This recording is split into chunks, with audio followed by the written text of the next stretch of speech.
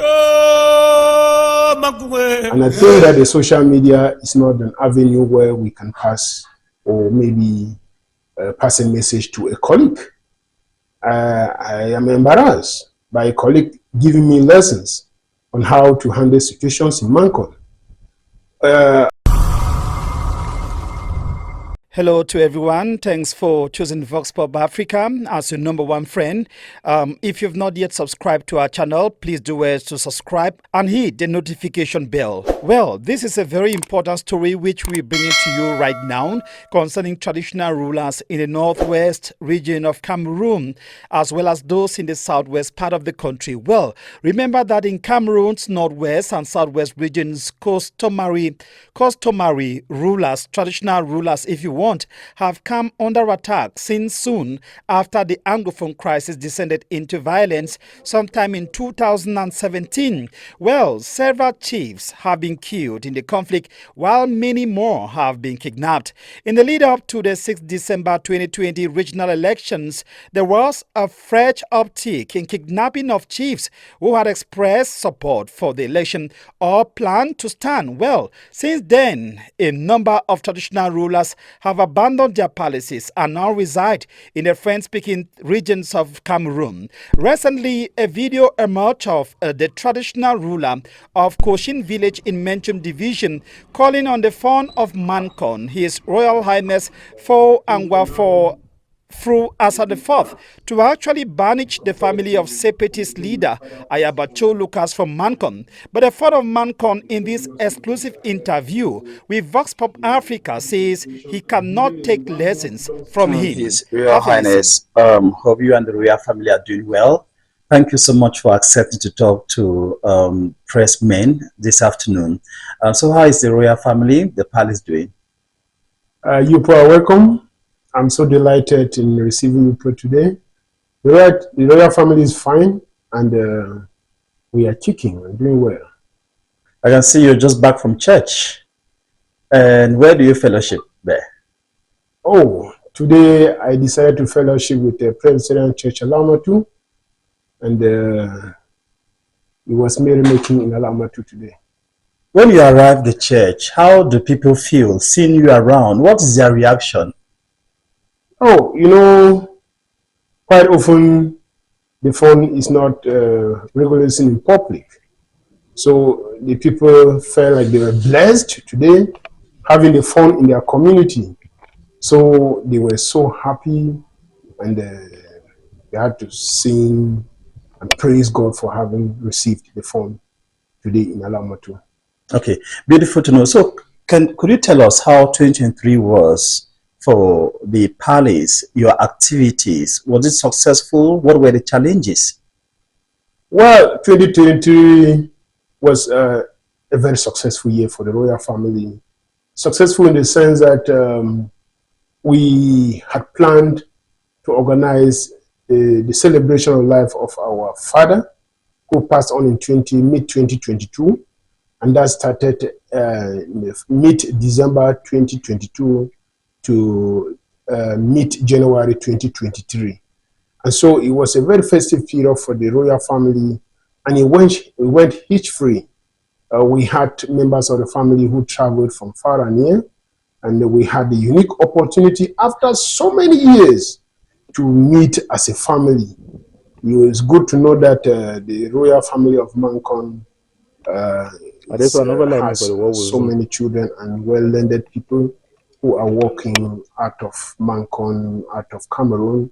So that gave us a unique opportunity to be able to meet with others who have been away for more than 30 years. Okay. Apart from that, we understand that there is the hunting ground of the phone, which has been existing for donkey years now. Recently, you sent out a release to the media calling on people who have constructed, still to construct, to evacuate that piece of land. But some people actually advance that they have legal papers, you know, after buying pieces of land in that area. Why now? Well, good to know that, you know, is a fawn's hunting ground, and it's the fawn who has the capacity to be able to allocate a parcel of land at the Fon's hunting ground. And so some people are illegally occupying that parcel of land. And so it's just been normal that we should give those orders for them to quit. We cannot accept to live in a society where people just can grab things from left to right. And my father, in his magnanimity, allocated some parcels of land to some of his children. It's good to know that is the Fon's prerogative to be able to give land to his people and settle his people. So he allocated land to some of his people, and then after some time, the people now thought that they have equal rights with the Fon, and so they now went on the rampage and attributing land that does not belong to them to others. So we send those orders for them to quit, although of course the rule of law will take its place. So have the people quitted so far? Well, if they have not, then they are certainly waiting for the arm of the law to take them out of the Fon's hunting ground. Mankon is increasingly expanding, growing, and a lot of people coming in from different communities to settle here in Mankon, especially in the context of the Anglophone crisis. How rampant are, land conflicts in Mankon, and how do you handle such conflicts? Well, Mankon is a cosmopolitan city, and Mankon harbors people from all walks of life, from the region and out of this region. And so it is very demanding. There's pressure on land in Mankon. And so we are struggling to see, to develop a strategy in accommodating all these people. And we cannot also give in an opportunity where people will just grab properties because they want to settle down. We have so many cases that are cropping up every day because people now are not seeing that there's value in land. So there's that extensive policy tendencies where people are graduating that they can grab land that belongs to their neighbors in order to be able to sell. But as a matter of fact, we are there to handle the issues, and we've been handling quite a good number of them. And people who come here for amicable settlements usually go back satisfied. Yes, because since the journalists came here, they spent about a number of hours before meeting you because a lot of people are coming in and going out. Do they come with some problems concerning land issues? Yes, on a daily basis. I just received the last person who came in front of me came with a land matter. So this is my secretary. That is his complaint in his hands. Okay, now, but last year you actually called on the belligerents in this crisis to create an enabling environment for students, teachers to go back to school. How did that call go? I think you can tell the story. Years past, the rate of school attendance had really dropped. And this last academic year, or this academic year that we found ourselves, so many schools have gradually reopened, and so many children are gaining access back to school. And so education can never be an option or an alternative. Education is paramount. And so we expect that everybody should be able to send the child to school. And even if your neighbor is not sending the child to school, you should be able to take that good message and make sure that your neighbor sends the child to school. We also expect that children within this fandom should learn some kind of vocational training. Of course, they say an idle mind is a devil's workshop. We need our children to go to school, and we need children to be able to have some ability to create wealth. We cannot at any point in time now say that education or that children should not go to school. Our parents didn't have formal education, but they had an informal setup of education where their parents spend time with them, moving from their workshop, whether it was a blacksmith or a tapper or a farmer. They usually went around with their children. But today, some of us have picked up some kind of jobs where we spend time in our various offices. And so when we're in our office, where do our children go to? So we need a safe place where we can keep these children so that others can maybe help take care of our children. Okay, now the crisis in the Northwest has affected virtually all sectors of national life.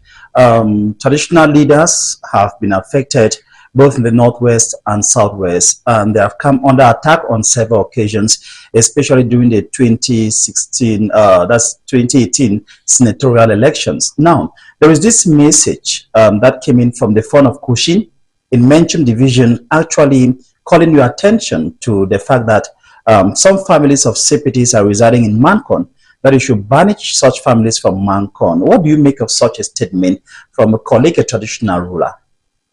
Well,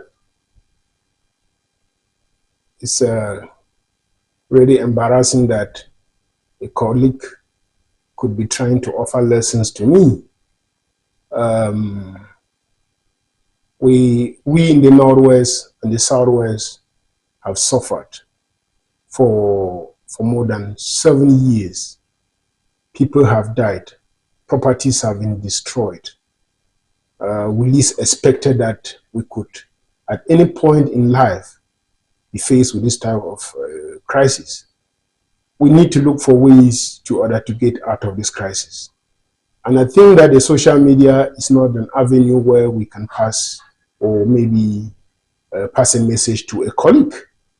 I am embarrassed by a colleague giving me lessons on how to handle situations in Mankon. The issue of Anglophone crisis did not emanate in Mankon. No, we have separatist fighters only in Mankon. I want to also say that yes, Figure-Ayaba is of Mankon descent, but he doesn't know Mankon because his parents settled in Limbe and he grew up in Limbe.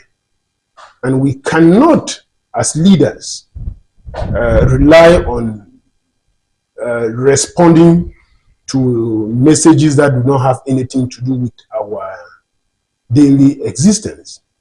Figure-Ayaba might have made certain utterances, but as a leader, what are we doing in order to put smiles on the faces of our people? I think sitting here as a Fon Of Mankon, you must have also heard or viewed on the social media how I've had attacks from some separatist leaders. I think that I am above that. I am not here to attack them, but with my people and actually meeting the needs of my people, we are working towards maybe having a more peaceful and a more resilient and more affordable and comfortable environment to live. Yes, some of your colleagues have fled their communities, are now residing in, towns and cities in the Francophone areas of Cameroon. But since the crisis started, dad was here, he never fled, and all this while you're still here. But your colleagues, lots of them are not here. The subjects have been left to be on their own. Why have you not fled? Are you not scared that funds are under attack? I think I'm not the only Fon who is back in this village. There are many other Fons who are still in their villages. Of course, I really sympathize with those Fons who are not in their villages. But we as leaders, we cannot say that we will not have challenges. I think that the Anglophone crisis, the challenge that has come to meet us and for us to be able to face it. My father was here when the crisis started. He engaged his people, and he was a farmer. He engaged his people and constantly took them to the farm and wanted to engage the people to be more creative in whatever they were doing. So in 2022, he met his ancestors and handed a command baton to me. And I'm just in that same line, trying to see that I'm with my people. How can I be a leader and then I abandon my people and stay in another village? I cannot govern Mankon from another village. So I'm here with my people, and my people understand exactly who I am and who I was. And so it is in that respect that I am with my people, and I'm just in that line working with them. Well, Mankon, for quite some time, Mankon has suffered in this crisis more than any other village.